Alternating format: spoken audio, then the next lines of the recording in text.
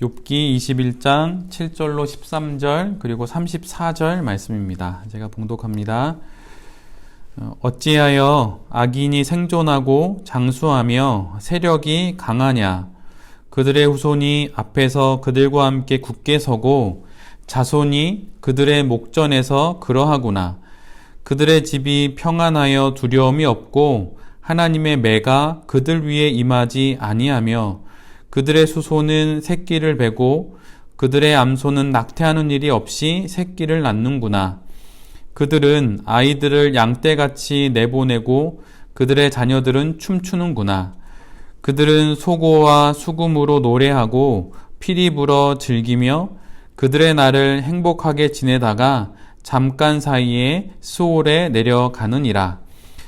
그런데도 너희는 나를 헛되이 위로하려느냐? 너희 대답은 거짓일 뿐이니라. 아멘. 오늘은 욥기 21장의 말씀을 가지고 사업의 열쇠라고 하는 제목으로 함께 하나님 말씀을 나누도록 하겠습니다. 오늘 본문은 친구 소발에 대한 욥의 대답입니다. 욥을 죄인이라 말하는 친구들의 말에 욥은 쉬지 않고 답변을 계속 연이어 내놓게 되죠. 침묵하는 것이 나을 것 같기도 한데 아직 욥은 할 말이 많이 남아 있습니다. 마치 니누의 성 앞 언덕에 앉아서 벌레가 갉아먹은 박넝쿨 때문에 하나님께 항변하는 요나처럼 욥은 끝까지 저항합니다. 그런데 욥기를 읽으면 읽을수록 이 저항이 싫지 않게 느껴집니다. 욥은 친구들의 말에 따르면 죄인이기 때문에 고난을 받는 것이지요. 그런데 우리가 보는 세상은 사실 이와 반대되는 경우도 아주 많이 있습니다. 욥은 지금 이 사실을 친구들에게 말하고 있는 거예요. 악인임에도 불구하고 형통하고 평온한 이들이 현실 속에 있음을 보라고 욥은 말합니다. 죄인임에도 불구하고 그들은 장수를 합니다. 권력을 잡아 세도를 누리기도 하지요. 뿐만 아니라 그들의 자녀들까지 굳게 서고 평안을 누립니다. 세상에서 무서울 것 없는 권세를 누리지만 그들의 삶 속에 하나님의 징계는 보이지가 않아요. 그들의 가사는 날마다 늘어나고 돈은 셀 수 없이 모여들고 자녀들은 춤추며 노래를 부릅니다. 이런 그들에게 하나님을 전해도 그들은 아랑곳하지 않지요. 오히려 그들은 하나님에게 이렇게 말을 합니다. 욥기 21장에 적혀 있는 정확한 문장인데요. 우리를 떠나십시오. 하나님 없이도 충분히 평안하고 행복하기 때문에 악인들이 이렇게 말할 수 있는 것이죠. 그들의 형통한 현실 속에 하나님은 불편한 존재이기 때문입니다. 욥은 지금 이런 현실, 악인들이 형통을 누리는 이 현실에 대해서는 어떻게 생각하냐고 친구들에게 묻고 있어요. 욥은 친구들의 말처럼 지금 고통을 당하고 있는 자신의 현실이 자신의 악함을 증명하는 것이라면 모든 이들이 아는 그 악인들이 누리는 이 형통은 어떻게 설명할 수 있겠냐고 말하며 친구들에게 반문을 합니다. 그러면서 욥은 지금 눈에 보이는 결과와 현상, 부함과 가난함, 형통과 고통으로 하나님의 뜻을 판단하고 의인과 죄인을 결정지을 수 없다는 것을 알아야 한다고 친구들에게 말하고 있는 거예요.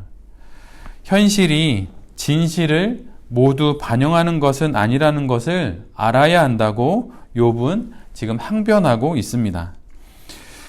모든 것을 다 설명할 수 있는 것이 실은 지혜가 아닙니다. 참 지혜는 모르는 것은 모르는 것으로 남겨두는 것이지요. 욥의 친구들은 지금 알지 못하는 것을 어떻게든 설명하려 들다가 결국 지혜로부터 점점 멀어지고 있습니다. 친구들은 현재 고난을 당하고 있는 욥의 현실을 과거에 욥이 부자였다는 사실과 섞어서 무리하게 해석하려다가 결국에는 과거의 그 욥의 부함조차 현실의 고난을 설명하는 불의한 제물로 규정하는 일까지 벌이게 돼요. 현재를 설명하기 위해 자기가 아는 모든 것들을 갖다 맞추는 것이죠. 과거에는 욥이 고난을 겪기 이전의 그 과거에는 욥의 그 부함이 그의 의로움을 증명했었는데 현재 그가 고통을 겪게 되자 과거의 부는 그의 숨어있는 악을 짐작케 하는 증거물이 되고 맙니다. 욥은 친구들의 이런 이야기에 계속 의문을 제기해요. 그리고 그가 현재까지 얻은 그의 답을 이렇게 말합니다. 현실 속에 부한 자도 있고 가난한 자도 있다. 그리고 현실 속에 고통을 겪는 자도 있고 형통한 자도 있다. 그러나 그것이 그의 의인됨과 악임됨을 증명할 수는 없다. 부도 가난도 그의 의인됨과 악인됨을 증명할 수는 없습니다. 부가 그의 의인됨을 증명할 수 없듯이 가난이 그의 청빈함을 또 의인됨을 증명할 수도 없는 것이죠. 그러나 사람들은 눈에 보이는 것으로 자꾸 확인하려 듭니다. 사람들은 눈에 보이는 것으로 확인하려 하지만 하나님은 아니에요. 이것이 인간의 한계이고 인간과 하나님의 차이점인 것이죠. 하나님의 셈법은 우리와 다릅니다. 이것이 사업하는 우리 모두가 기억해야 되는 가장 첫 번째 항목일 수 있어요. 하나님의 셈법과 우리의 셈법은 달라요. 충성되면 복을 받고 악하면 벌을 받는 정도가 아닌 그 이상의 지점에서 그 위에서 하나님은 세상을 판단하시고 계산하고 계십니다. 그러기에 이 하나님의 셈법 앞에서 우리는 날마다 겸손하고 하루하루 겸손히 살아가야 하는 것이죠. 욥은 지금 하나님의 이 새로운 셈법 앞에 놓여 있어요. 이제껏 만나보지 못했던 하나님을 고통을 통해 만나고 그 고난 속에서 하나님의 셈법을 배워 나갑니다. 다른 이들은 고난을 피해야 할 지뢰밭처럼 생각하지만 욥은 지금 이 고난으로 새로운 하나님을 붙잡아가고 있는 것이죠. 그래서 계속 저항하고 있는 거예요. 이해가 되지 않는다고. 만약 더 높은 무슨 단계가 있으면 설명해 달라고 자꾸 하나님께 저항하는 것이죠. 욥은 자신이 지금까지 가졌던 기존의 틀을 깨는데 고난을 사용합니다. 고난을 맞게 되면 다시 주춤거리며 예전의 계산과 셈법으로 돌아가는 것이 아니라 욥은 지금 자신이 여태껏 생각해보지 못했던 일을 만나면서 고난을 사용하여서 기존의 틀을 계속 깨고 있는 거예요. 마치 코로나라는 재난을 통해 기존의 세상에 균열이 생기고 새로운 세상이 열리는 지금과 같은 상황을 욥이 지금 맞고 있는 것입니다. 새로운 시대에는 새로운 해석이 필요한 법이죠. 그리고 그 새로운 해석의 틀을 찾는 그 분투함이 필요합니다. 욥이 바로 그런 사람입니다. 이해할 수 없는 현실, 해석되지 않는 현상 앞에서 그는 하나님의 셈법을 바라보기로 결정했어요. 우리 역시 마찬가지입니다. 어떻게 전개될지 알 수 없는 상황 속에서 우리가 가져야 하는 것은 언젠가 이 코로나 사태가 끝날 것이라는 그 확신이 아니라 지금 내가 새로운 시대를 새로운 해석으로 맞이하고 있는지에 대한 확인입니다. 그리고 그 해석에 하나님을 중심에 놓는 것이죠. 미래를 막연히 확신하는 것이 믿음이 아니라 새로운 시대를 새로운 해석으로 맞이하고 있는지를 스스로 확인하는 것이 믿음이라고 하는 거예요. 신앙은 원인과 결과에 대한 인과관계를 믿는 것이 아니라 하나님과 나 사이의 인격관계를 믿는 것입니다. 인과관계는 기계적인 보상이지만 인격관계는 마치 춤추는 것과 같아요. 제가 최근에 읽었던 책 중에 원래 영어 제목으로는 저항으로서의 물질성 이런 제목이라고 할 수 있는데 한국어로는 완전한 풍요라고 하는 제목으로 번역된 월터 브루그만의 책이 있습니다.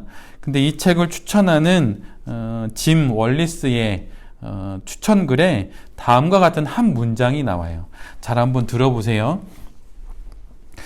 궁극적으로 건강하고 거룩한 경제의 열쇠는 세상이 누구에게 속했는지 기억하는 것이다.